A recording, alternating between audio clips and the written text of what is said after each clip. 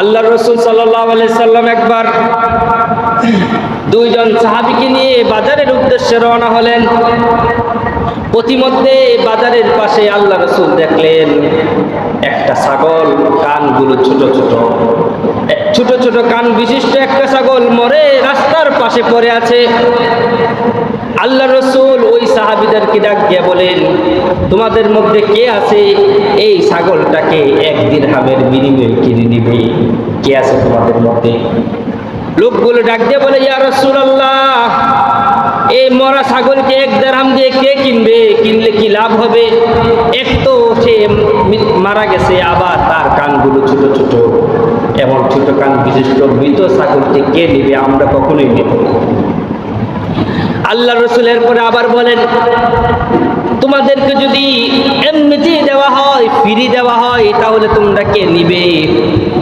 তখন ওই দুইজন লোক ডাক দিয়ে বলে, ইয়া রাসূলুল্লাহ, মাগনা দিলেও আমরা নিব না, কারণ এটা নেওয়ার দ্বারা আমাদের কোনো লাভ নাই। মৃত পানিকে নিয়ে আমাদের কোনো লাভ হবে না, সুতরাং আমরা এটাকে নিব না।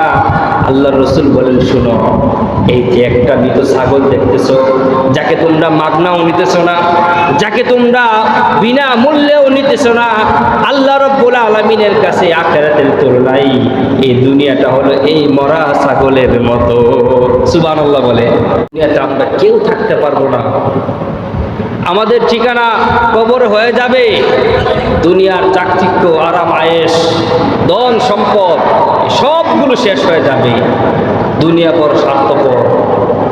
দুনিয়া কোনো ধনীকে যেমন থাকতে দেয় না, দুনিয়া তেমন গরিবকেও থাকতে দেয় না। দুনিয়া নমরুদ, সাদ্দাত, কারুনকে যেমন থাকতে দেয় নাই, দুনিয়াতে যত বড় আল্লাহওয়ালাই হোক না কেন, তাহাজ্জুদের নামাজ আদায় করুক না কেন, তাকেও দুনিয়া থাকতে দিবে না। দুনিয়া প্রত্যেকটা মানুষকে মাটির নিচে শুয়ে দিবে। আমাদেরকে, আপনাকে এই হায়াতে জিন্দেগি আমি আপনি কিভাবে কাটাইছি, এটা আল্লাহর কাছে জবাবদিহি করতে হবে। দুনিয়ার মূল্য কতটুকু আর আখিরাতের মূল্য কতটুকু আজকে আমরা এটা জানি না। যদি দুনিয়া এবং আখিরাতের মূল্যের পার্থক্য করতে পারতাম, তাহলে আমার হায়াতে জিন্দেগিটাকে আমি সঠিকভাবে পরিচালনা করতে পারতাম। আখিরাতের তুলনায় দুনিয়ার মূল্য কতটুকু, সত্তাগতভাবে আখিরাতের তুলনায় দুনিয়ার মূল্য কতটুকু, কুরআনে কারিমে আল্লাহ বলেন, ওয়ামা হাদিহিল হায়াতুদ দুনিয়া ইল্লা লাহবু ওয়া লাইব।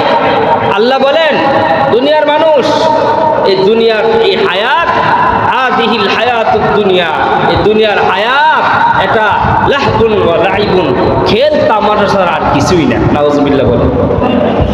দুনিয়ার চাকচিক্য, ধন সম্পদ, আরাম আয়েশ, এই বিল্ডিং, এই অট্টালিকা, আল্লাহ বলেন লাহবুন ওয়া লাইব, শুধুমাত্র খেল তামাশা।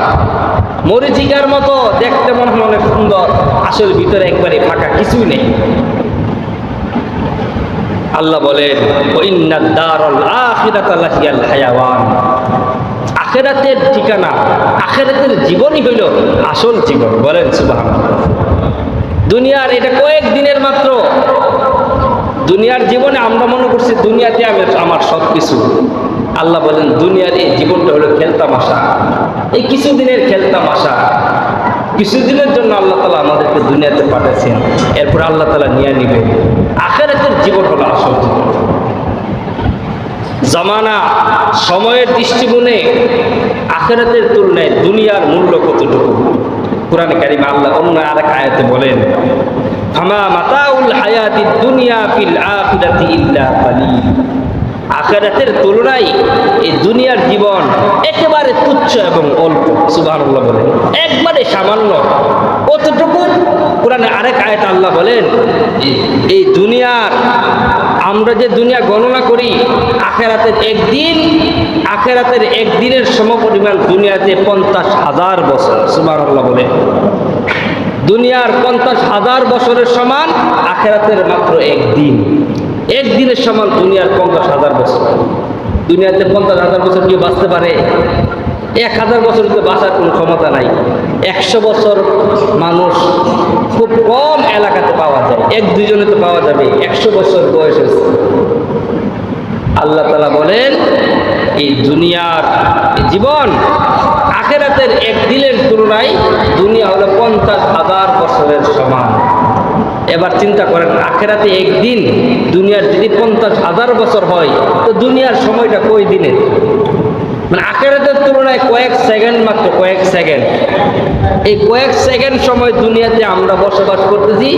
এই কয়েক সেকেন্ডের সময়ের ভিতরে কত লোভ লালসা, কত কিছু।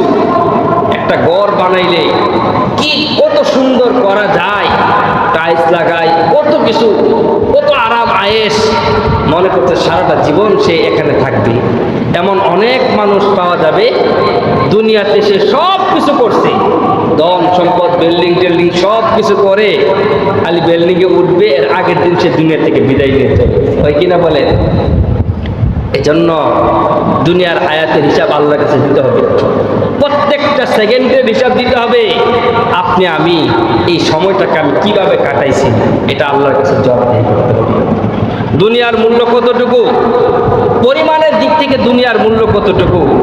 রাসূল সাল্লাল্লাহু আলাইহি সাল্লাম মুসলিম শরীফের হাদিসে আল্লাহ রাসূল বলেন, তোমাদের কেউ যদি সমুদ্রের মধ্যে আঙ্গুল ঢুকায়, সমুদ্রের পানির মধ্যে আঙ্গুলটা পানি থেকে তোলার পরে আঙ্গুলের মাথার মধ্যে যতটুকু পানি থাকবে, আখিরাতের তুলনায় দুনিয়াটা হলো ততটুকু।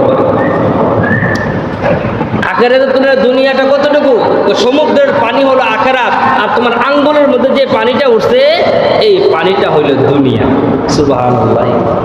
এই দুনিয়ার জন্য আমরা কত কিছু করি, দুনিয়ার মূল্য কতটুকু আখিরাতের তুলনায়। আল্লাহর রাসূল সাল্লাল্লাহু আলাইহি সাল্লাম একবার দুইজন সাহাবীকে নিয়ে বাজারের উদ্দেশ্যে রওনা হলেন। প্রতিমধ্যে বাজারের পাশে আল্লাহ রাসূল দেখলেন একটা ছাগল, কানগুলো ছোট ছোট, ছোট ছোট কান বিশিষ্ট একটা ছাগল মরে রাস্তার পাশে পড়ে আছে। আল্লাহ রাসূল ওই সাহাবীদেরকে ডাক দিয়ে বলেন, তোমাদের মধ্যে কে আছে এই ছাগলটাকে 1 দিরহামের বিনিময়ে কিনে নিবে? কে আছে তোমাদের মধ্যে? লোকগুলো ডাক দিয়ে বলে, ইয়া রাসূলুল্লাহ, এই মরা ছাগলকে 1 দিরহাম দিয়ে কে কিনবে? কিনলে কি লাভ হবে? এক তো সে মারা গেছে, আবার তার কানগুলো ছোট ছোট, এমন ছোট কান বিশিষ্ট মৃত ছাগলকে কে নিবে? আমরা কখনোই নেব। আল্লাহ রাসূলের পরে আবার বলেন, তোমাদেরকে যদি এমনিতেই দেওয়া হয়, ফ্রি দেওয়া হয়, তাহলে তোমরা কে নিবে?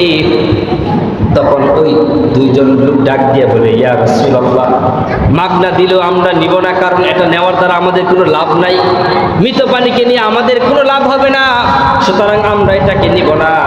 আল্লাহর রাসূল বলেন, শুনো, এই যে একটা মৃত ছাগল দেখতেছো, যাকে তোমরা মাগনাও নিতেছো না, যাকে তোমরা বিনা মূল্যেও নিতেছো না, আল্লাহ রাব্বুল আলামিনের কাছে আখিরাতের তুলনায় এই দুনিয়াটা হলো এই মরা ছাগলের মতো। সুবহানাল্লাহ বলে। এই দুনিয়াটা পুরাটা আল্লাহর কাছে এই মৃত ছাগলের মতো। ছাগলের যেমন 1 আনারও কোনো মূল্য নাই, কেউ মাগনা দিলেও সে নেয় না, আল্লাহর কাছে এই দুনিয়াটা হলো এত তুচ্ছ, আল্লাহ এটাকে মাগনা দিলেও নেবেন। সুবহানাল্লাহ বলে। দুনিয়া এত তুচ্ছ, আমরা এই দুনিয়ার পিছনে পড়ে গেছি। কিয়ামতের ময়দানে আল্লাহ তাআলা এই দুনিয়াতে আমার আপনার হায়াত আমরা কিভাবে কাটাইছি, আল্লাহ তাআলা এগুলো জিজ্ঞাসা করবে।